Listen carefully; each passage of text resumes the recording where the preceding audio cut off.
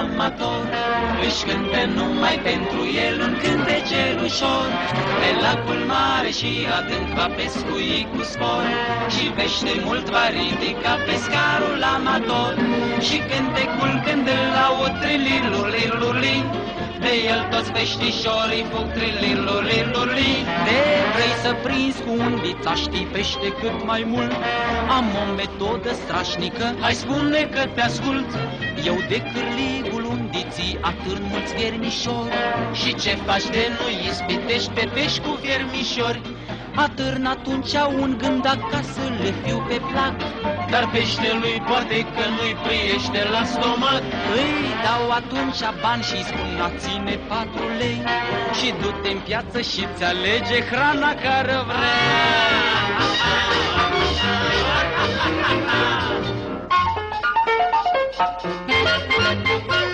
Sistemul meu e și mai bun ca să prinzi pește mult. Hai zi, te rog, mai repede, sunt gata să te ascult. Nu-ți trebuie niciun dițel, nici sfoară, nici gândac, cu un simplu ceas și un făcăleț la pești le vii de hac. Ce faci cu ceasul, poți să-mi spui, cred că ai nebunit. Așa sistem de pescuit eu n-am mai auzit. Iei ceasul și-l așezi pe țărm când peștii vor veni, să vadă câte ora în cap cu băț-i voi pocni.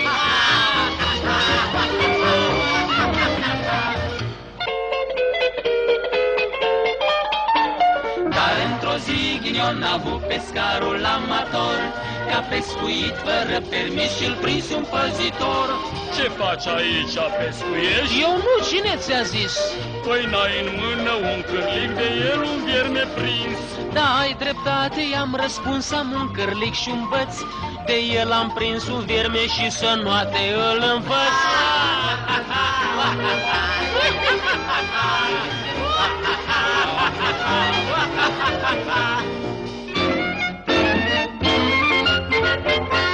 Ca încheiere, dacă vreți mult pește să mâncați, cu toată încrederea vă rog la noi să vă adresați. Un pește mare, uite așa, un somn sau un crăpșan, vi-l pescuim cu undița în maximum un an. Un pește mare, uite așa, la masă vi-l servim, cu undița vi-l pescuim direct din magazin.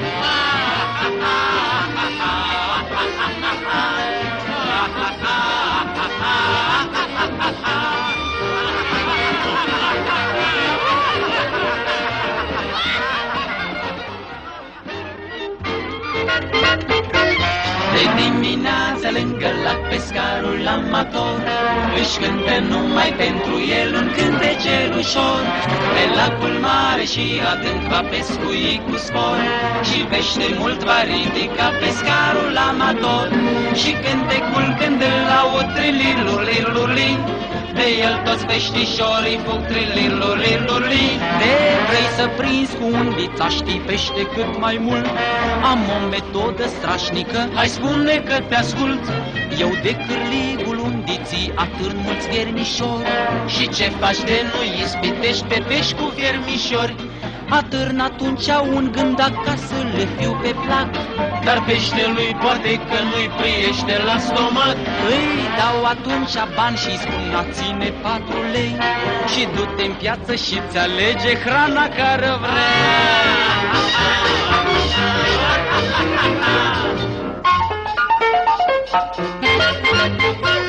Sistemul meu e și mai bun ca să prinzi pește mult.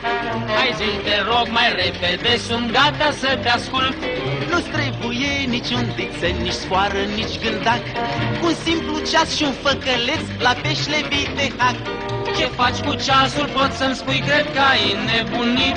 Așa sistem de pescuit eu n-am mai auzit. Iei ceasul și-l așezi pe țărm când peștii vor veni, să vadă câte ora în cap cu băț-i voi pocni.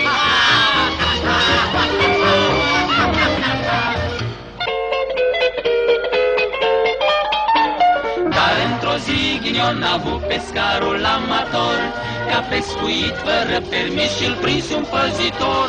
Ce faci aici, pescuiești? Eu nu, cine ți-a zis? Păi n-ai în mână un cârlig, de el un vierme prins. Da, ai dreptate, i-am răspuns, am un cârlig și un băț, de el am prins un vierme și să noate îl învăț.